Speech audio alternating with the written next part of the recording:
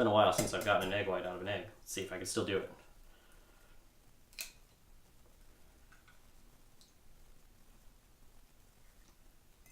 Perfect. Don't need that yolk.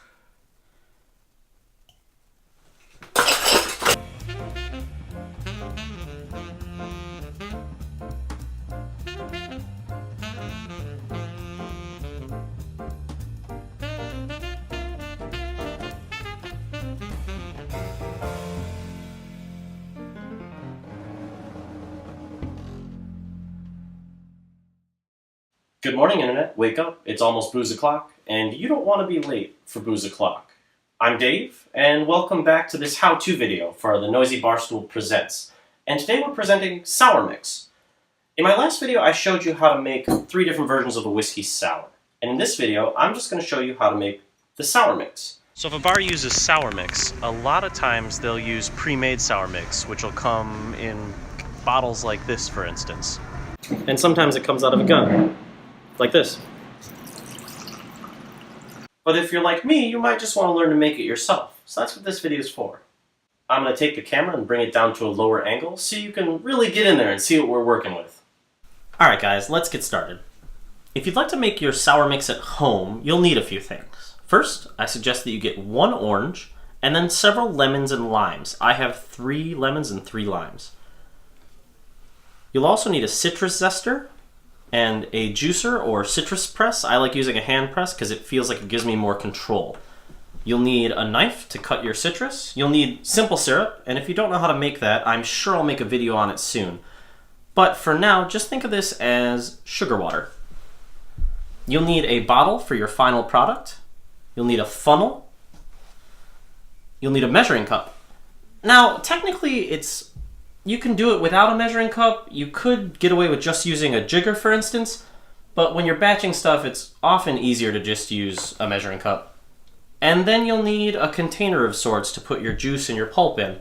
I'm going to use this pint glass so you can see what's going on in the container, but you could also use a shaker or really anything you have around. You'll also want a few strainers. You'll definitely want a fine mesh strainer, sometimes called a tea strainer. And you'll probably want one of these, either a julep strainer or a hawthorn strainer. I'll probably end up using the hawthorn strainer, but either of them are going to be fine. And then finally, this is kind of optional, but if you have a muddler, you might want to use a muddler. And if you don't have a muddler, a spoon will work just fine. I'll show you why in a little while. I'm going to use a bar spoon, but if you have a teaspoon or a tablespoon, that's perfectly fine as well. Alright, so step 1. The first thing you're going to want to do is zest your orange. So take your zester, take your orange, and just start peeling like this.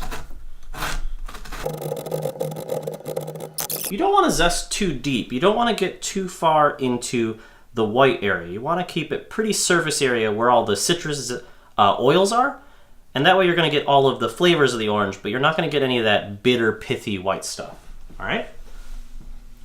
After that, go ahead and take your orange zest, and you're just going to put it in the bottom of your glass like this.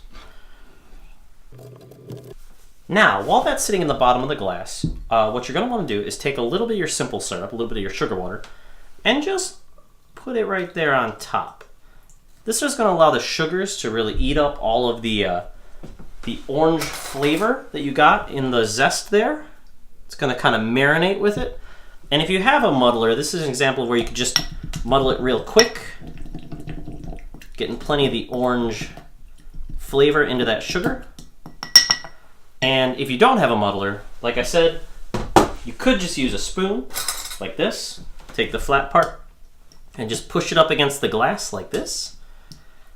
Kind of just agitating it and making sure you get all that orange flavor out of there. We're done with our zester. Now, the next step, you're going to want to chop and press your citrus. So, take your knife. We're going to start with our limes. You're just going to cut it down the middle like this, and then put it in your press. You're going to put it so that the rind is facing upwards, and then you're going to press into the glass like that.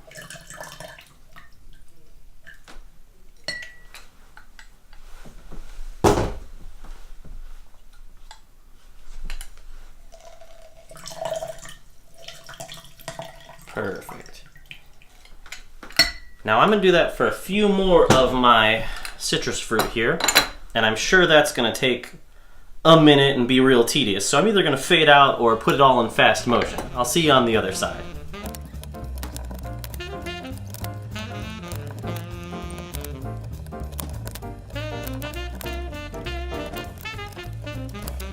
Alright, now that we have our juice set up right here, you'll see that the orange is just kind of resting at the bottom. So,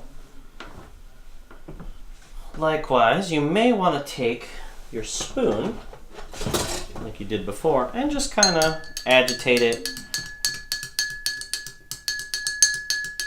Essentially, you want the juice to take on some of that orange flavor without using any of the orange juice, because that's going to be too sweet. We're going to add more sugar to it in a little while. So normally what you would do at this point is leave it alone for 20 minutes, a half hour, really let the orange kind of soak into it. But we're just going to pretend like we did that. Now's the part where we start using our strainers. So we'll take our measuring cup right here, and we're going to double strain this so that we catch all the pulp, various bits of fruit, and some of the rind. So we're going to take our Hawthorne strainer, put it on top. We're going to take our tea strainer or our fine mesh strainer, and then we're just going to pour this concoction over into our measuring cup.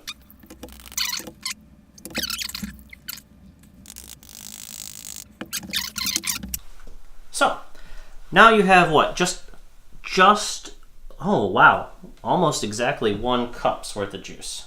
So, what you're going to do is take your final bottle, and you're going to put about a cup's worth in the bottle.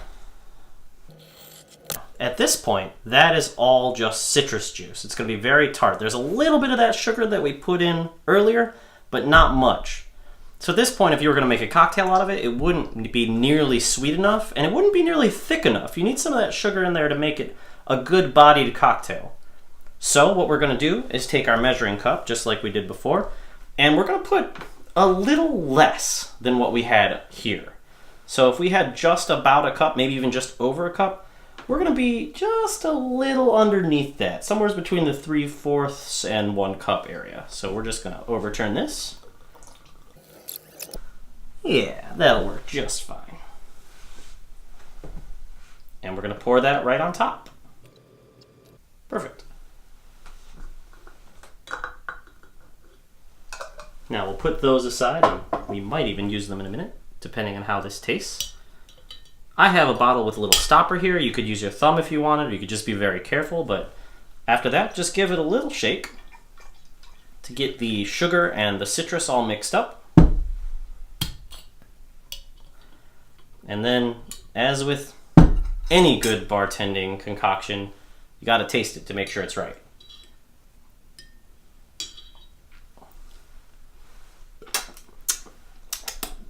Oh yeah, very nice. All right, that's ready to go.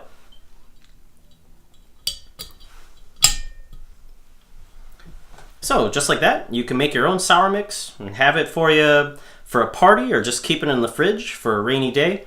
The citrus itself won't last too long, so when you make it, I'd say use it within the first 3 or 4 days. Well, I hope you liked that video. If you liked it enough to like the video, think about subscribing to the channel, or maybe hitting that little bell icon to make sure you get notifications off anytime I make new how-to videos.